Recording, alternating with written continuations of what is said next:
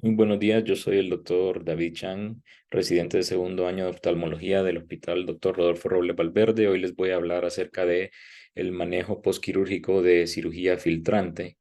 Esta charla va a ir orientada de manera que tengamos siempre en cuenta qué es lo que tenemos que observar para que nos haga sospechar en un fallo de una cirugía filtrante, complicaciones tanto en fase temprana, intermedia o tardía, y en qué casos ya decimos que es una cirugía filtrante exitosa. Y esto es algo que nos va a ayudar mucho en el día a día, ya que tenemos un montón de pacientes que se someten a este tipo de cirugías.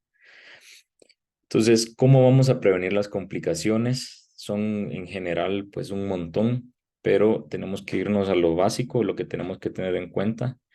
Y tenemos que tener en cuenta primero el omitir agentes tópicos que promuevan la congestión vascular e inflamación ocular unos 3 a 5 días antes de la cirugía. Tratar cualquier proceso infeccioso o inflamatorio de párpados, todas esas blefaritis, son cosas que tenemos que ver antes de ingresar al paciente y someterlo a la cirugía. Esteroides tópicos con o sin terapia oral antes de la cirugía. Eso es algo que sí nos va a ayudar a modular mucho la fase inflamatoria, que en muchos de los casos y en la mayoría de los casos es causa de el fallo de la cirugía filtrante.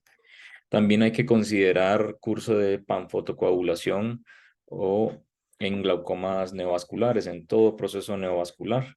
Tanto esto como agentes antifactor de crecimiento endotelial vascular, que va a ayudar a modular la fase fibrovascular que pueda tener todo esto y que nos pueda llegar a tapar la filtrante. Una manipulación cuidadosa y delicada de tejidos oculares también. Hay que manipular muy cuidadosamente todos los tejidos, esclera cuando hagamos el flap y la conjuntiva, que al final es lo que nos va a ayudar, es como nuestro mejor amigo en este caso, para evitar así fugas y que pueda haber una burbuja filtrante exitosa que nos lleve al resultado que queremos en el paciente. Entonces, en el manejo posoperatorio, lo vamos a dividir en fase temprana, que se considera que es de 1 a 7 días, la fase media, que es de 1 semana a 3 meses, y la tardía, que es de 3 meses en adelante. Hay diferentes cosas que tenemos que tomar en cuenta y de acuerdo a cada fase, porque en esto se dice que las complicaciones van a ser diferentes de acuerdo a cada fase. Entonces, lo primero que tenemos que evaluar es la cámara anterior. Y una cámara anterior plana nos debe hacer pensar en lo siguiente. Hay diagnósticos diferenciales que nos pueden llevar a una cámara anterior plana. Normalmente esto se va a acompañar de una presión intraocular entre 0 a 6 milímetros de mercurio. En estos casos se puede poner un parche a presión para ganar tiempo, pero sí puede tener algunas consecuencias y hay que tener mucho cuidado en cómo se parcha al paciente. Esto para ayudarnos a ganar tiempo si necesitamos algún tratamiento complementario quirúrgico, ¿qué es lo que vamos a hacer? Como podemos ver en la imagen, se puede ver ahí una fuga o del que se le llama popularmente, donde teñimos con fluoroceína y se puede ver la fuga que hay acá de humor acuoso. En este caso es una conjuntiva que no está ayudando mucho, ¿verdad? Por eso la importancia de manipular con mucho cuidado y delicadeza la conjuntiva. En el manejo de heridas con fuga, entonces, si la fuga es pequeña, podemos considerar antibióticos tópicos, lágrimas artificiales y observación si creemos que esto puede ceder, ¿verdad? Como se puede dar en muchos casos. En otros casos, ya se puede utilizar lente de contacto grande y que sea blando. Se habla de un tamaño entre 18 a 24 milímetros que sirva para taponar la fuga y se dice que podemos utilizarlo unos 10 a 14 días. El cierre quirúrgico, si con terapia conservadora no se resuelve, es algo que se debe de considerar. Entonces, también otra de las causas de una cámara anterior plana o poco profunda es el desprendimiento coroideo, una de las complicaciones algo frecuentes sobre esta cirugía. Entonces, es si está plana o poco profunda, con una presión intraocular que puede bien ser normal o estar baja y sin fuga presente, nos debe hacer sospechar en esto. El líquido, lo que va a ocurrir aquí es que se va a acumular en el espacio supracoroideo y lleva a desplazamiento anterior del cristalino, el iris, con aplanamiento de la cámara anterior. Suele haber una presión intraocular menor a 6 milímetros de mercurio, con cámara anterior poco profunda y no contacto queratolenticular y derrame coroideo extenso. Ahora, hay que tomar en cuenta las indicaciones para realizar una punción coroidea, en qué casos la vamos a utilizar y ya no un tratamiento conservador. Y muy importante también mencionar que tenemos que decirle al paciente que tenga una muy buena ingesta de líquidos, de agua, para que pueda haber una buena producción de humor acuoso y evitar los casos de hipotonía muy extrema. Entonces se habla de más allá de 2 litros de agua al día, unos 4 litros de agua al día de ser posible, en un periodo de 24 horas, ser muy específico y educar muy bien al paciente, ¿verdad? Que no podemos asumir que el paciente sepa de lo que le estamos hablando.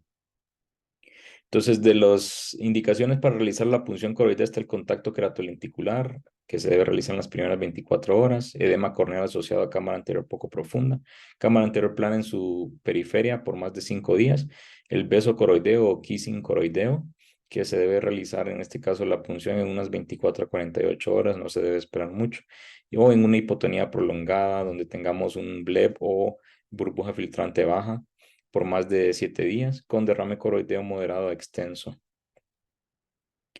Otra es la hemorragia supracoroidea, que es más frecuente en la primera semana posterior a la cirugía filtrante y se asocia a hipotonía postoperatoria. Se sospecha cuando hay dolor súbito y severo asociado con desprendimiento coroideo, cámara anterior poco profunda y presión intraocular muy elevada. Después del evento agudo se observa un ojo con mucha inflamación. Casos como nanoftalmos, presión venosa epiescleral elevada, miopía alta, afaquia o pseudofaquia, pacientes vitrectomizados, presión arterial alta, arteriosclerosis, trastornos de la coagulación, todo eso nos puede llevar a un mayor riesgo de hemorragia supracoroidea. Lo que podemos hacer para prevenir un poco este caso es el uso de cicloplégicos al haber hipotonía de cualquier causa, sea esta fuga, filtración excesiva o inflamación.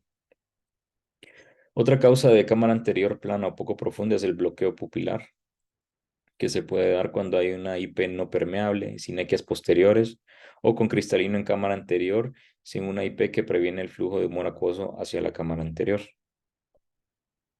El glaucoma maligno es otra de las causas y en esto se puede dar más en hipermétropes con cierre angular crónico posterior a cirugía filtrante, también en ojos pseudofáquicos y afáquicos con una hialoides anterior íntegra. Tratamiento siempre, controlar la presión con inhibidores del humor acuoso, como inhibidores de la anhidrasa carbónica, cicloplégicos midriáticos, beta bloqueadores, pueden llevar a restablecimiento de la cámara anterior con un buen control de la presión intraocular.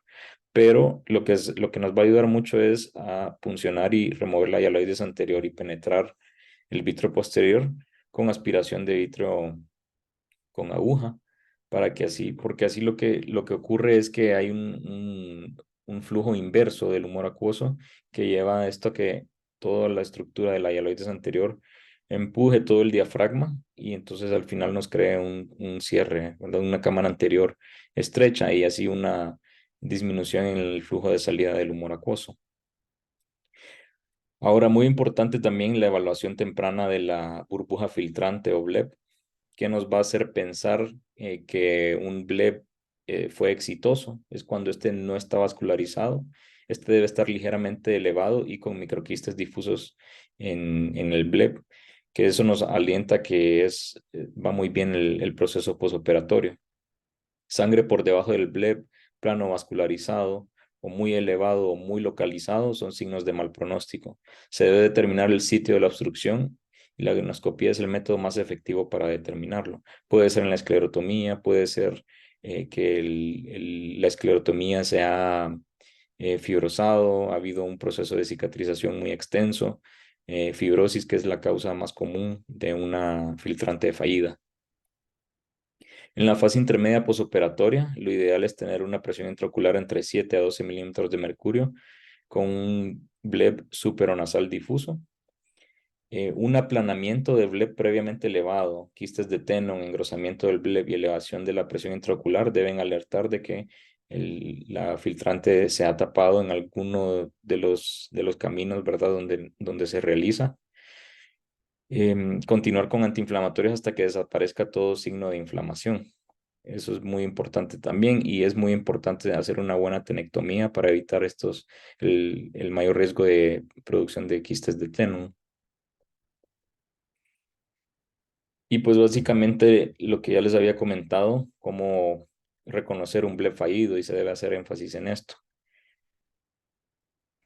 Ahora, ¿cómo podemos evaluar el bleb y qué debemos de decirle al paciente? Cosas muy importantes. Hacer presión digital. Eso nos puede ayudar a evaluar la respuesta de la filtrante. Se educa al paciente de cómo hacer la maniobra y tomar la presión intraocular antes y después de dicha maniobra con el consultorio. Es la técnica utilizada para mantener permeable la filtrante en el periodo posoperatorio intermedio. Entonces, esa es una presión en la porción inferior del globo ocular que se debe hacer más o menos por unos 10 segundos. El paciente debe mirar superonasal y el examinador debe observar el bleb y la cámara anterior.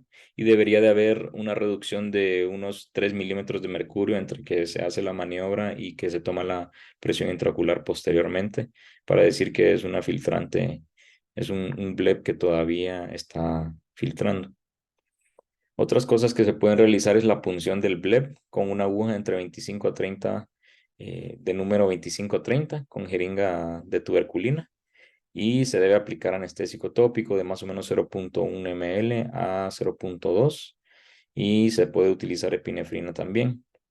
Se debe de ver cómo la conjuntiva se eleva al inyectar el anestésico tópico y se debe ver la punta de la aguja que esté ya en el área de la esclerotomía y ver si esta puede pasar a través de ella. Hay que ver si hay fibrosis de la esclerotomía y ver por qué no está filtrando, cuál puede ser el área donde hubo falla del bleb. ¿Será que es una IP no permeable? ¿Será que la esclerotomía se fibrosó?